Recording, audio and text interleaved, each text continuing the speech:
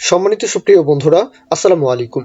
চলুন আজকে আমরা যেই ডিজাইনটা এখানে দেখতে পাচ্ছি, এই ডিজাইনটা কিভাবে HTML, CSS এবং জাভাস্ক্রিপ্ট যুক্ত করে আমরা নিজেরা এই কোডটা করতে পারি, এই ডিজাইনটা করতে পারি, সেটাই কিন্তু আজকের ক্লাস থেকে আমরা দেখব, শিখবো ইনশাল্লাহ। লক্ষ্য করুন, এত সুন্দরভাবে একটা ইফেক্ট দিচ্ছে, তাই না? তো আমরা কিন্তু এই ডিজাইনগুলোকে বিভিন্ন সময় ই-কমার্স ওয়েবসাইটের যে মোবাইল মেনু, হ্যাঁ, তো সেই ক্ষেত্রে কিন্তু এই ডিজাইনগুলো আমরা দেখে থাকি, তাই না? তাহলে চলুন আমরা পুরো বিষয়টা HTML, CSS এবং জাভাস্ক্রিপ্ট যুক্ত করে ডিজাইন তো করতেই পারবো, তাই না? লজিকটা আমরা কিভাবে কি করতে পারি, একদম ইজি বিষয়। যত ভালো CSS জানবেন তত ভালো ডিজাইন করতে পারবেন। তো সেটাই কিভাবে করব সেটাই আমরা এখন এক এক করে দেখব। এই হচ্ছে আমাদের কোড এডিটর, এটার ফন্ট সাইজটা একটু বড় করে নিই।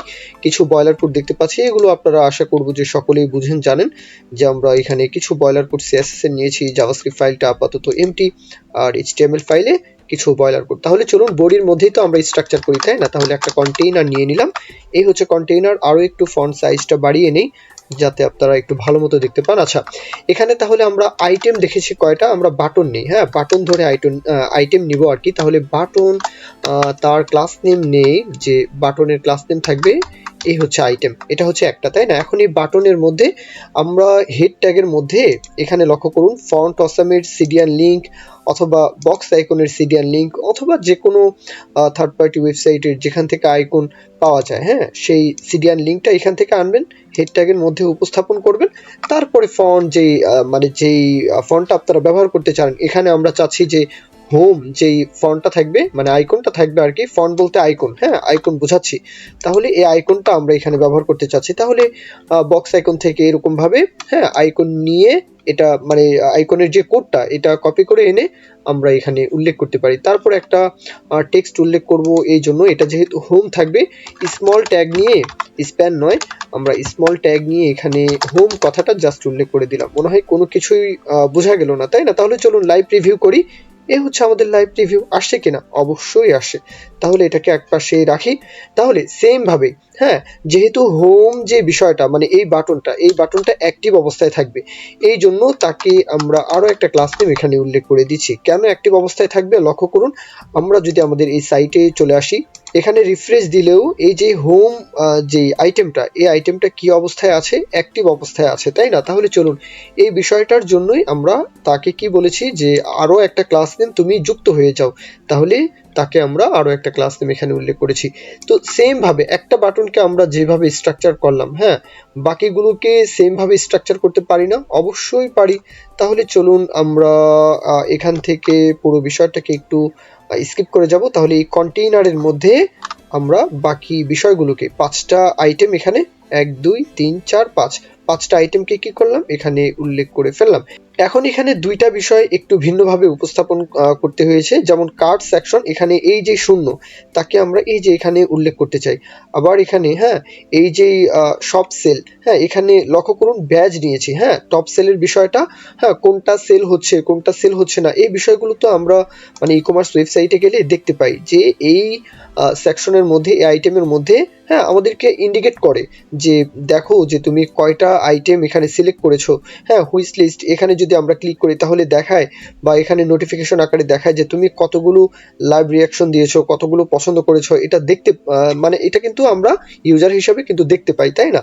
তো এই যে বিষয়টা, এটার জন্য তাকে আমরা ব্যাজ হিসাবে, হ্যাঁ, ব্যাজ হিসাবে আরো একটা স্প্যান ট্যাগ নিয়েছি, যার ক্লাস নেম হচ্ছে ব্যাজ, এবং তার আলাদা আরো একটা ক্লাস নেম নিয়েছি, সেটা হচ্ছে সেল।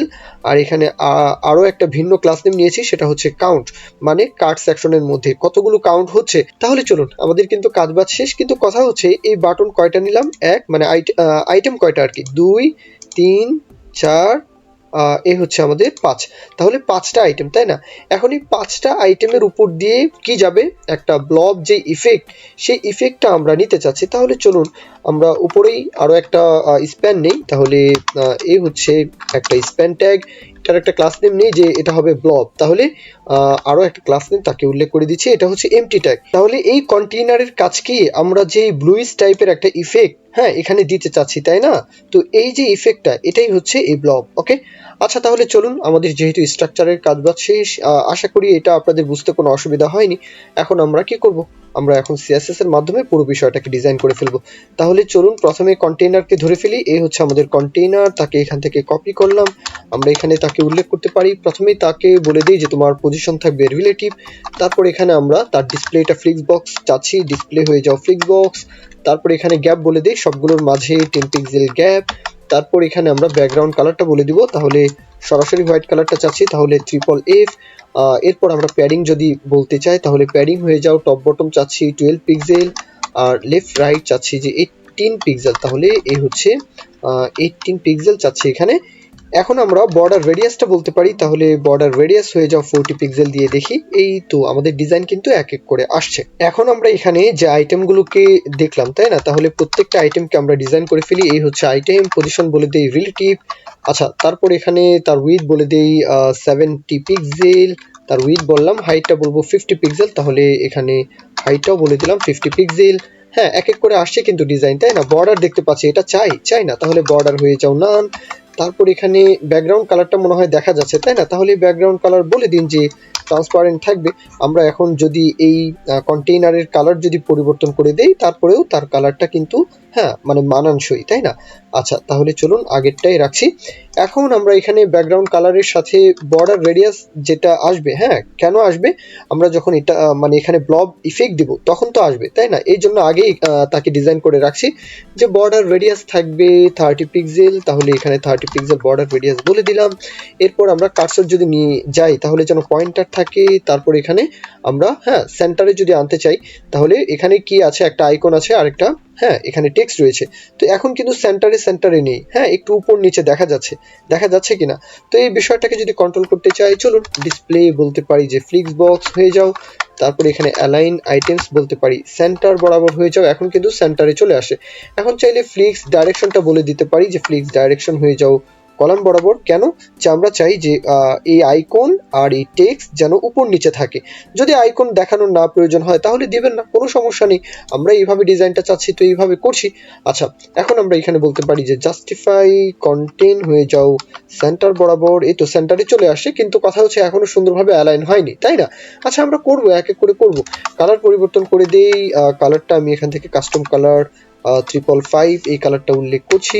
তারপর এখানে জেড ইন্ডেক্সটা বাড়িয়ে রাখবো, এই জন্য জেড ইন্ডেক্স হয়ে যাও 1। আচ্ছা এখন কথা হচ্ছে এর মধ্যে যে আই রয়েছে, তাই না, আই বলতে আইকন, তাহলে আইটেমের মধ্যে যে আই রয়েছে, তাহলে এই হচ্ছে আইটেম, তোমার মধ্যে যতগুলো আই আছে মানে আইকন আছে। ফন্ট সাইজটা একটু কন্ট্রোল করি, ফন্ট সাইজ হয়ে যাও 12 পিক্সেল দিয়ে দেই, একটু ছোট হয়ে গেল, তাই না। আচ্ছা এটাকে যদি এইভাবে একটু বড় রাখি, আচ্ছা সমস্যা নেই, থাকুক, আমরা 100% এখানে রেখে দিই, কোনো সমস্যা নেই। আচ্ছা এখন যেই ট্যাগটা আমরা দেখলাম মানে পি ট্যাগ মানে স্মল ট্যাগ, তাই না, তো আমরা টেক্সটের জন্য যেটা নিলাম আর কি এক কথায়। এখন এই হচ্ছে আইটেমের মধ্যে কি আছে, স্মল নামে একটা ট্যাগ রয়েছে, তাহলে এই হচ্ছে স্মল ট্যাগ। এখন এটার ফন্ট সাইজটাও আমরা কন্ট্রোল করতে চাচ্ছি, তাহলে ফন্ট সাইজটা মনে হয় আইকনের কম হয়ে গেল, তাই না।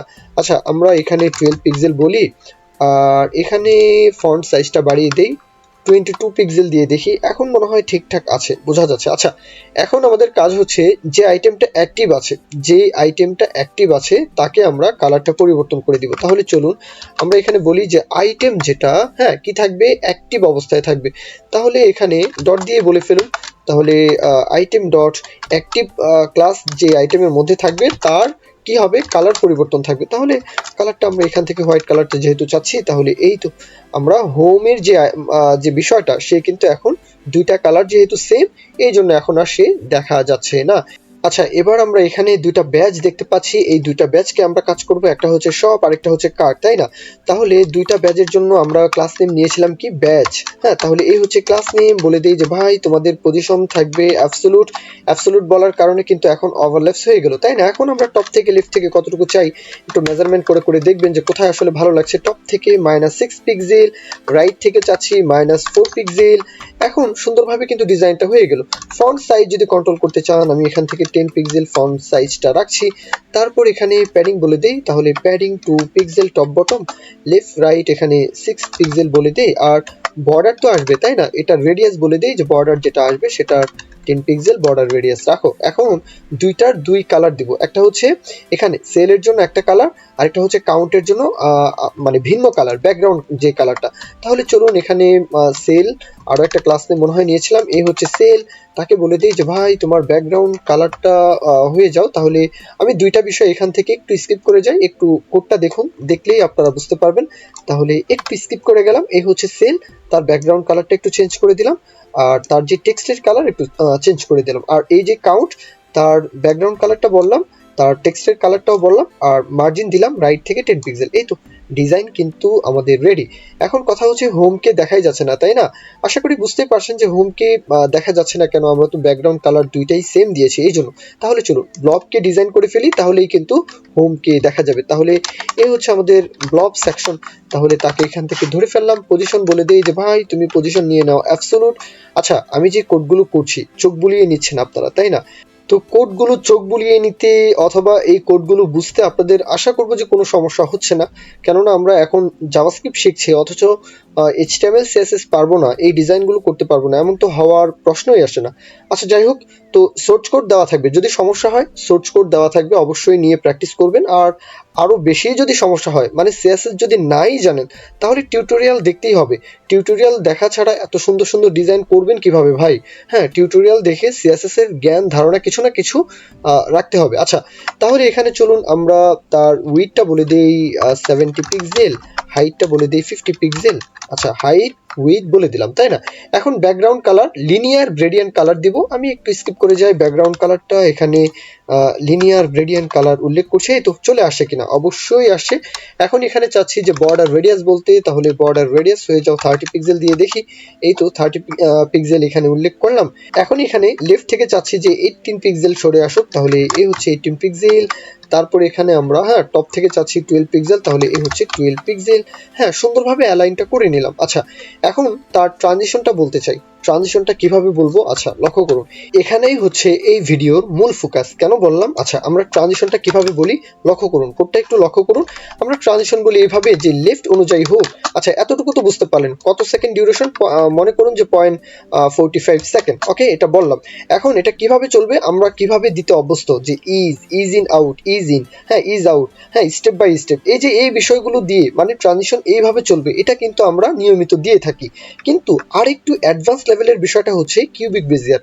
এটা বিভিন্ন থার্ড পার্টি ওয়েবসাইট থেকে, আচ্ছা লক্ষ্য করুন, আমরা কিন্তু এটাকে যদি আমি একটু স্কিপ করে যাই, এটা মুখস্থ রাখার কোনো দরকার নেই। জাস্ট এতটুকু মনে রাখুন যে কিউবিক বেজিয়ারের মানেটা হচ্ছে যে ট্রানজিশনকে আমরা কিভাবে কত দ্রুত মাঝখানে কিভাবে, আচ্ছা এটা কিভাবে চলে আর একটু এক্সপ্লেন করে দেই। এই কোডটাকে একটু স্কিপ করে গেলাম। এখন কথা হচ্ছে যে এটা কিভাবে চলবে। এটা চলে এইভাবে যে আপনি এই স্টেপটা মানে ট্রানজিশনের স্টেপটা লক্ষ্য করুন, আমি আরেকটু ভালো মতো যদি এক্সপ্লেন করি, মানে শর্টকাট এক্সপ্লেন যাকে বলে, লক্ষ্য করুন। এখানে যখনই এই ব্লবটা এখানে আসবে, এটা কিভাবে আসে? প্রথমত শুরু হচ্ছে কিন্তু একটু মাইনাস থেকে, মানে একটু মাইনাস ভ্যালু থেকে, লক্ষ্য করুন একটু পেছনের দিকে গিয়ে একেবারে ধূপধাপ চলে এসে আবার সুন্দরভাবে মানে ধূপধাপ চলে এসে বাড়তি চলে যায়। যেমন ধরুন আমি আবার বলি, এটা রিফ্রেশ দেই, আমি যদি এখানে ক্লিক করি এটা একটু পেছনে যাবে, তারপরে আবার ধূপ করে এটা বাড়তি চলে আসবে, তারপরে আবার তার নিজস্ব যে স্থানটা, তার অ্যাকচুয়াল যে ভ্যালুটা, মানে একদম অ্যাকুরেট যে ভ্যালুটা সেখানে কিন্তু বসে পড়বে। তার মানে আমার মাউসটা দেখুন, এখানে এইভাবে এটা মুভমেন্ট হবে। প্রথমত এটা একটু এদিকে যাবে, তারপর ধূপ করে এটা এইদিকে আসবে, মানে এইদিকে এতটুকু আসবে না, আবার বলি, এখানে প্রথমত একটু এইদিকে যাবে মানে পেছনে যাবে, ধূপ করে একটু বাড়তি চলে আসবে, বাড়তি চলে আসলো, তারপরে আবার এখানে চলে আসবে। লক্ষ্য করুন, ক্লিক করার সাথে সাথে বাড়তি চলে আসলো, আবার এখানে বসে পড়লো, তাই না? মানে এই যে বিষয়গুলো, এখন বলবেন যে ভাই এই ভ্যালুগুলো আমরা কিভাবে কি করব, আমরা এগুলো জেনারেট করব কিভাবে? একদম ইজি, চলুন আমি আরেকটু এক্সপ্লেন করি। এখানে লিখে সার্চ করবেন, কি সার্চ করবেন? Cubic Bezier generator. Third party বিভিন্ন ওয়েবসাইট পাবেন, এত ওয়েবসাইট। আপনি এখন কিভাবে এই অ্যানিমেশনটা দিতে মানে ট্রানজিশনটা দিতে চাচ্ছেন, বিভিন্ন ওয়েবসাইট রয়েছে।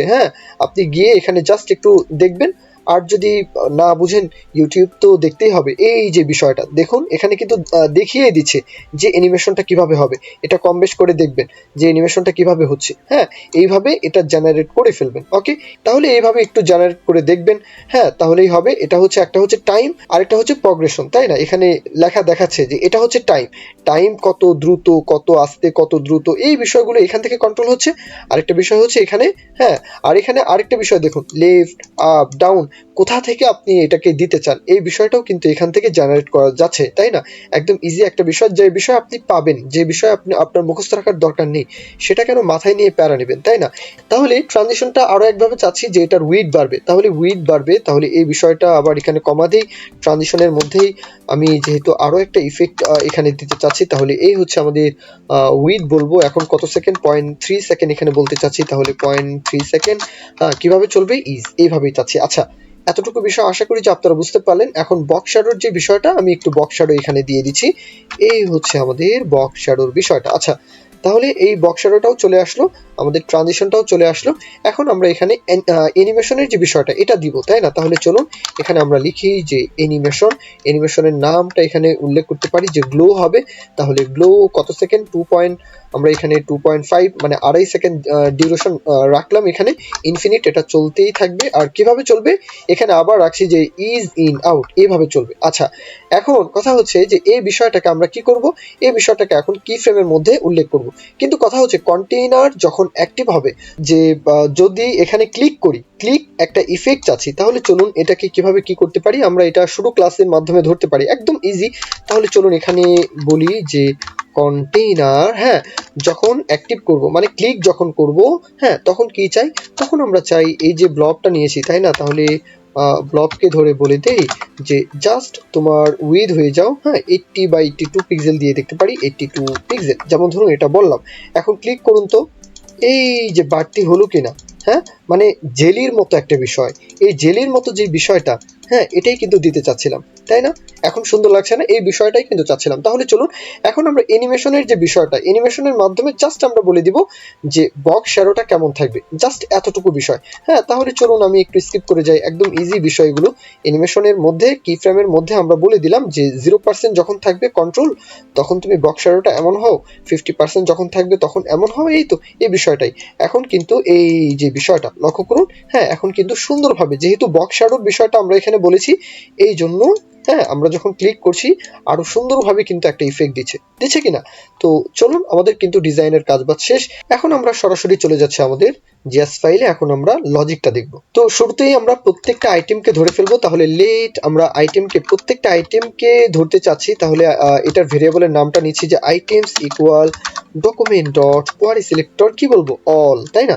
আমরা কোয়ারি সিলেক্টর অল এর মধ্যে ডট দিয়ে বলতে হবে যে এই হচ্ছে প্রত্যেকটা আইটেমকে তুমি স্টোর করে ফেলো। তাহলে আইটেমকে স্টোর করা হলো, তাই না? এখন ব্লবকে আমরা স্টোর করবো, তাহলে লেট আমরা এখানে ব্লবকে এইভাবেই ধরছি, ব্লব ইকুয়াল ডকুমেন্ট ডট, এটা কি হবে, আমরা কোয়ারি সিলেক্টর দিয়ে ধরতে পারি। তাহলে কোয়ারি সিলেক্টর, এটার মধ্যে আমরা জাস্ট ব্লবকে এখান থেকে ধরে ফেললাম। হ্যাঁ, ব্লবকে জেলির মতো যে ইফেক্ট আসে, আর আইটেমস হচ্ছে প্রত্যেকটা আইটেম। ওকে, আচ্ছা, তাহলে চলুন এখন যেহেতু এখানে মানে সমষ্টিগত একটা বিষয়, যে এই সমষ্টিগত বিষয়ের মধ্য থেকে আমাদের ইন্ডেক্স লাগবে, আইটেম লাগবে, যে আমরা কার উপর ক্লিক করছি। তো এই বিষয়টা যদি হয়, তাহলে আমরা কি করি, সচরাচর আমরা আইটেমসকে ফর ইচ লুপের মধ্যে ছেড়ে দিই। এই হচ্ছে ফর ইচ লুপ। এখান থেকে আমরা চাচ্ছি আবার প্রথম বন্ধনী দেই, এখান থেকে চাচ্ছি যে আইটেমকে আনতে, তাহলে এই হচ্ছে আইটেম, কমা দিয়ে এখান থেকে আবার বলতে পারি যে ইন্ডেক্সকেও আমাদেরকে এখান থেকে গেট করতে হবে, তাহলে এই হচ্ছে ইন্ডেক্স। আচ্ছা, কেন বলছি, হ্যাঁ, এখানে আইটেমকেও কেন চাচ্ছি, ইন্ডেক্সকেও কেন চাচ্ছি বলছি, কোডটা দেখুন, কোড দেখলেই বুঝতে পারবেন। এখান থেকে আমরা দুইটা বিষয় চাচ্ছি, মানে কোন আইটেমের উপর ক্লিক করা হবে সেই বিষয়টাও চাচ্ছি, এখন সেটা কত নাম্বার ইন্ডেক্স সেটাও আমরা চাচ্ছি। দুইটা বিষয় যেহেতু চাচ্ছি, এই জন্য দুইটা বিষয়কে এখানে আমরা পাস করলাম, এই তো। তাহলে চলুন আমরা এখন চাচ্ছি যে কোনো একটা আইটেমের উপর যদি ক্লিক করা হয়, তাহলে item dot add event listener. এখন আমরা এখানে কি বলবো, যদি ক্লিক করা হয় তাহলে এটা হচ্ছে একটা ইভেন্ট, তাই না? এখন একটা ফাংশন এখানে উল্লেখ করে দিন, তাহলে এই হচ্ছে প্রথম বন্ধনী, অ্যারো ফাংশন এখানে উল্লেখ করতে পারি, যেহেতু দিসের কোনো মানে দিস অবজেক্টের কোনো কাজবাজ নেই, সিম্পল বিষয় থাকলে আমরা অ্যারো ফাংশনের মধ্যেই, হ্যাঁ, সেই কোডগুলো কিন্তু করে ফেলি। তাহলে চলুন এখন কথা হচ্ছে কি হবে, হবে? যখনই কোনো একটা আইটেমের উপর ক্লিক করা হবে তখনই সেই আইটেমের উপর কি হবে, অ্যাক্টিভ নামের যে ক্লাসটা সেটা কি হয়ে যাবে, অ্যাড হয়ে যাবে, তাই না? আমরা কিন্তু মানে 50টার মতো ভিডিও যেহেতু আপলোড করে ফেলেছি, আমরা কিন্তু এতক্ষণে জানার কথা যে এখন ক্লিক করলে আমরা ক্লাস লিস্ট কিভাবে অ্যাড করতে পারি। আমরা সিম্পলি এখানে বলে দিব যে আইটেম, এখানে আইটেমকে ধরে বলে দিব যে যখনই ক্লিক করা হবে তখন ক্লাস লিস্ট ডট অ্যাড হয়ে যাও। আগে রিমুভ করতে হবে, হ্যাঁ, নয়তো অ্যাড হবে না। তারপরে আমরা আগে অ্যাড করতে চাচ্ছি। লক্ষ্য করুন অ্যাক্টিভ নামে যে ক্লাসটা থাকবে, তাহলে অ্যাক্টিভকে এখানে কি করে দাও, অ্যাড করে দাও। সাথে সাথে কি হয়ে গেল, কালারটা পরিবর্তন হলো, অবশ্যই হলো। কিন্তু কথা হচ্ছে যে এটা রিমুভ হচ্ছে না, তাই না? তো আগে রিমুভ করতে হবে, মানে এখান থেকে তো আসতে হবে, আগে রিমুভ করতে হবে। তাহলে রিমুভটা কিভাবে করব, আমরা আগে সিলেক্ট করে ফেলি কাকে রিমুভ করতে চাচ্ছি, সেটা তো আগে সিলেক্ট করতে হবে। লক্ষ্য করুন কোড দেখুন, আমার কথায় যদি জড়তা থাকে কোডটা দেখুন একদম ইজি। আমরা এখানে বলবো যে কোয়ারি সিলেক্টর, আমরা আগে সিলেক্ট করতে চাচ্ছি কাকে, হ্যাঁ, আইটেমের মধ্যে যে অ্যাক্টিভ থাকবে তাকে। তাহলে কোয়ারি সিলেক্টরের মধ্যে আমরা এখানে বলি যে আইটেম যেটা অ্যাক্টিভ অবস্থায় থাকবে, তাহলে এ হচ্ছে আইটেম অ্যাক্টিভ, তাকে আমরা এখান থেকে কি করলাম, সিলেক্ট করে ফেললাম, তাই না? এখন তার ক্লাস লিস্ট আমরা কি করতে চাচ্ছি, রিমুভ করতে চাচ্ছি। তাহলে ক্লাস লিস্ট ডট রিমুভ করে দাও। তাহলে কোন ক্লাস লিস্টটা রিমুভ করবে, তাহলে অ্যাক্টিভ নামে যে ক্লাস লিস্টটা থাকবে তাকে রিমুভ করে দাও। জাস্ট এই কোডটা আগে রিমুভ হয়ে আসবে, তারপরে অ্যাড হবে। এতটুকু বিষয় আশা করি বুঝতে পারলেন। এটা আমরা কিন্তু ভেঙে ভেঙে লিখতে পারতাম। আমি চাইলে এটাকে একটা ভেরিয়েবলের মধ্যে স্টোর করে ফেলতাম, তারপরে এটাকে আরো একটা ভেরিয়েবলের মধ্যে স্টোর করে ফেলতাম, তাই না? তো এইভাবেও কিন্তু কাজ করতে পারতাম। কিন্তু আশা করি এক লাইনে কোড লেখার জন্য এটা আরো ভালো লাগছে আর কি, দেখাচ্ছে। আর একদম সিম্পল বিষয়, এটা আপনাদেরও বুঝতে কোনো অসুবিধা হয়নি। আমি আবারও এক্সপ্লেন করি। আমরা এখানে কি বললাম, যে যখনই আমরা কোনো আইটেমকে ক্লিক করব সাথে সাথে ক্লাস লিস্ট অ্যাক্টিভ নামের যে ক্লাস সেটা অ্যাড হয়ে যাও। কিন্তু অ্যাড হওয়ার জন্য কিন্তু আমরা একটা প্রবলেম দেখলাম, যে অ্যাড হচ্ছে ঠিক আছে কিন্তু রিমুভ হচ্ছে না। আগে তো রিমুভ করতে হবে, তাই না? তাহলে আমরা রিমুভ করার জন্য ডকুমেন্ট ডট কোয়ারি সিলেক্টর এখানে বললাম যে যে আইটেমটাই অ্যাক্টিভ অবস্থায় থাকবে, হ্যাঁ, তাকেই তুমি কি করে দাও, রিমুভ করে দাও। এখন কাকে রিমুভ করবে, মানে কি রিমুভ করবে, এই যে অ্যাক্টিভ নামের যে ক্লাস যেটা রয়েছে, এই ক্লাস লিস্ট রিমুভ করে দাও। কোন ক্লাসটা রিমুভ করবে, অ্যাক্টিভ নামের যে ক্লাসটা সেটা আগে রিমুভ হবে। এতটুকু বিষয় আশা করি যে বুঝতে পারলেন। তাহলে এবার চলুন আমরা যদি এখন এখানে ক্লিক করি, তারপরেও কিন্তু কোনো পরিবর্তন দেখতে পারবেন না। হ্যাঁ, পরিবর্তন আসছে, হ্যাঁ, কিন্তু কথা হচ্ছে কি যে আগে যাকেই ক্লিক করতাম সে কি হয়ে যেত, তার যেই ব্যাকগ্রাউন্ড কালার, হ্যাঁ, আইকনের যেই কালার সবকিছুই কিন্তু হোয়াইট হয়ে যেত। কিন্তু কথা হচ্ছে তারপরে পরবর্তীতে আর কোনো আইটেমকে যদি ক্লিক করতাম তাহলেও মানে আমি যা বলতে চাচ্ছি, চলুন আমরা এই কোডটাকে আবার কমেন্ট করে ফেলি। হ্যাঁ, তাহলে আমরা কি বলেছি যে item dot class list dot add, শুধু অ্যাড করো। এখন আমরা এখানে ক্লিক করছি, অ্যাড হয়ে যাচ্ছে, তাই না? এখানে ক্লিক করছি, সেও ভ্যানিস। এখানে ক্লিক করছি, সেও ভ্যানিস। এখানে ক্লিক করছি, সেও ভ্যানিস। এখানে যদি ক্লিক করি এটা আর কোনো কিছু হচ্ছে না, কেননা এটা মানে ভিন্নভাবে ডিজাইন করা, মানে স্ট্রাকচার করা, তাই না? আচ্ছা, এখন তাহলে কি বুঝলেন, এখানে তো আমরা রিমুভ করলাম না, তাই না? তো আমরা আগে রিমুভ করে ফেললাম, যে আইটেম যেটা কি হবে, অ্যাক্টিভ থাকবে, ক্লাস লিস্ট আগে রিমুভ হয়ে আসো। জাভাস্ক্রিপ্ট যেহেতু লাইন বাই লাইন কোড পড়ে, হ্যাঁ, তাহলে এই জন্য আগে রিমুভ হয়ে আসবে, এই জন্য আমরা পরবর্তীতে আবার অ্যাক্টিভ করতে পারবো। তাহলে এখন যদি ক্লিক করি সে কি হয়ে গেল, অ্যাক্টিভ হয়ে গেল। এখন যদি ক্লিক করি সে আবার ভিজিবল আগের মতো হয়ে গেল, আর এখন কিন্তু সে অ্যাক্টিভ। এখন যদি ক্লিক করি সে, এখন যদি ক্লিক করি সে, এইভাবে কিন্তু, এখন যদি তাকে ক্লিক করি সে, তো এইভাবে কিন্তু টগলগুলো হচ্ছে, মানে সুইচ হচ্ছে, তাই না? তাহলে চলুন এখন কথা হচ্ছে যে এই যে ব্লব, এটা কিন্তু আসে না। এটা আসার জন্য তো সিএসএস লিখতে হবে। জাভাস্ক্রিপ্টের মধ্যে সিএসএস লিখে ফেলুন, যে ব্লব ডট আমরা কি বলতে পারি, যে স্টাইল হও। তাহলে স্টাইল ডট, আমরা এখানে স্টাইল বলবো, তাই না? স্টাইল ডট কি বলবো, লেফট থেকে চলে আসো। তাহলে লেফট, আমরা এখানে যদি হার্ড কোড দিই তাহলে হার্ড কোড পেয়ে যাবে, কিন্তু আমরা কি হার্ড কোড চাই না। তাহলে আমরা এখানে ব্যাকটিক দিয়ে বলবো, যদি ব্যাকটিক দিয়ে ডলার সাইন দিই আগে, এখানে ডলার সাইন দিতে হবে দ্বিতীয় বন্ধনী, তাই না? আচ্ছা, এখন আমরা কি চাচ্ছি, যে ইন্ডেক্স কত সেটা আমরা চাচ্ছি। তাহলে ইন্ডেক্সের সাথে আমরা গুণ করতে চাই। হ্যাঁ, আমরা এখানে উইথ কত বলেছিলাম, মনে হয় 70। এখানে যদি 70 দিই তাহলে হবে না, যেহেতু আমরা এখানে মার্জিন প্যাডিং মনে হয় আছে। আমি এখানে ক্যালকুলেশন করে দেখেছি যে 80 পিক্সেল যদি দেন, হ্যাঁ 80 যদি দেন, এটা পিক্সেল কিন্তু এখনো হয়নি, পিক্সেল বলতে হবে বাইরে। এটা হচ্ছে মানে ম্যাথস, এটা কত মানে ভ্যালু, এই ভ্যালুটা গণিতে বের হবে আর তার সাথে পিক্সেলটা যোগ হবে। এখন এখানে ক্লিক করুন, এটা কিন্তু এখনো হয়নি, কারণ আমরা এখানে 18 পিক্সেল কিন্তু তাকে আমরা বলে দিয়েছিলাম, এই যে ব্লক তাকে আমরা 18 পিক্সেল লেফট থেকে বলে দিয়েছি এই জন্য। তাহলে 18 পিক্সেল আরো যোগ করুন, তাহলেই হবে। এখানে আমরা, হ্যাঁ, যদি ম্যাথে দুর্বল থাকেন তাহলে জাভাস্ক্রিপ্টের অনেক কিছু বুঝতে পারবেন না, ম্যাথ দুর্বল থাকাই যাবে না। একদম কোড দেখলেই বলে দিতে হবে যে ভাই, যে এখানে কোডটা এইভাবে এইভাবে লেখা আছে, কোড দেখেই বলে দিতে হবে। গণিতের যে বিষয়টা একদম পরিষ্কার কিছু ধারণা থাকতে হবে। এই যে বিষয়টা, এটা তো কোনো জটিল কোনো বিষয়ই নয়। এটা জাস্ট আমরা এখানে যেহেতু সিএসএস এর মধ্যে একটু গন্ডগোল করেছি, এই জন্য তাকে আমরা এখানে ফিক্সড করলাম। এখন লক্ষ্য করুন 18 পিক্সেল কিন্তু এখন আবার সরে যাবে। লক্ষ্য করুন, এই তো আসে কিনা, অবশ্যই আসছে। হ্যাঁ, এখন ডিজাইনটা সুন্দর লাগছে কিনা, অবশ্যই লাগছে। কিন্তু কথা হচ্ছে, আমি চাচ্ছি যখনই ক্লিক করব তখন এটা একটু ছোট হয়ে যাবে, ব্লবটা ছোট হয়ে যাবে। হ্যাঁ, তার মানে কি, ট্রান্সফর্ম স্কেল, তাই না? তাহলে চলুন আমরা এখানে বলে দেই যে ব্লব প্রথম অবস্থায়, তোমার এখানে বলি আগে যে ব্লব প্রথম অবস্থায় স্টাইল বলতে হবে। তাহলে স্টাইল কি হবে, ট্রান্সফর্ম। তাহলে ট্রান্সফর্ম বানান ঠিকঠাক রাখতে হবে। তাহলে ট্রান্সফর্ম কি হবে, স্কেল হবে, তাই না? তাহলে কোটেশনের মধ্যে বলতে হবে। তাহলে এই হচ্ছে আমাদের স্কেল। এখন প্রথম বন্ধনী দিয়ে 0.9 চাচ্ছি, তাহলে প্রথম বন্ধনী দিয়ে আবার ক্লোজ করে দিলাম প্রথম অবস্থায়।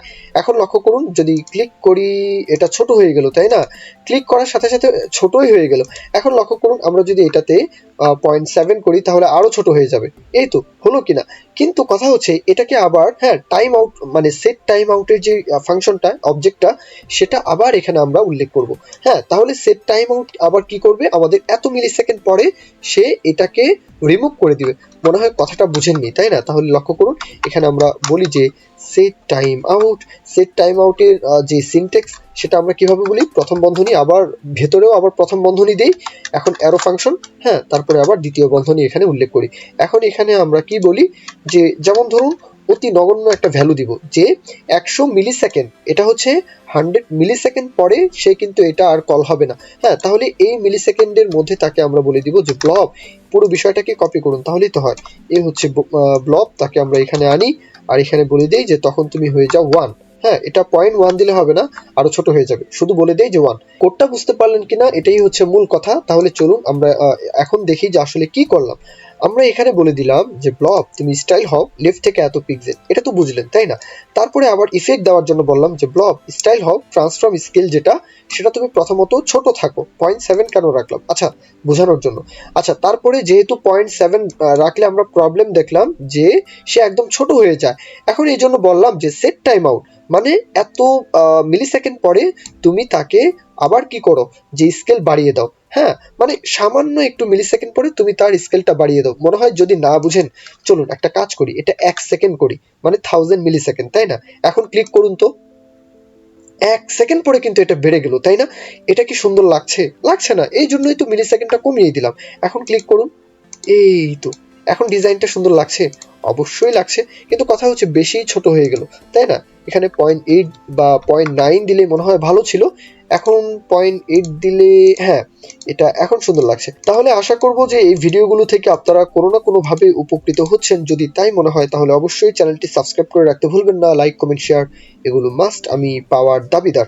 আর সোর্স কোড দেওয়াই থাকবে, আপনারা নিয়ে প্র্যাকটিস করবেন। এ পর্যন্তই, আমার জন্য দোয়া রাখবেন। সকলের জন্য দোয়া, শুভকামনা। আল্লাহ হাফিজ, আসসালামু আলাইকুম।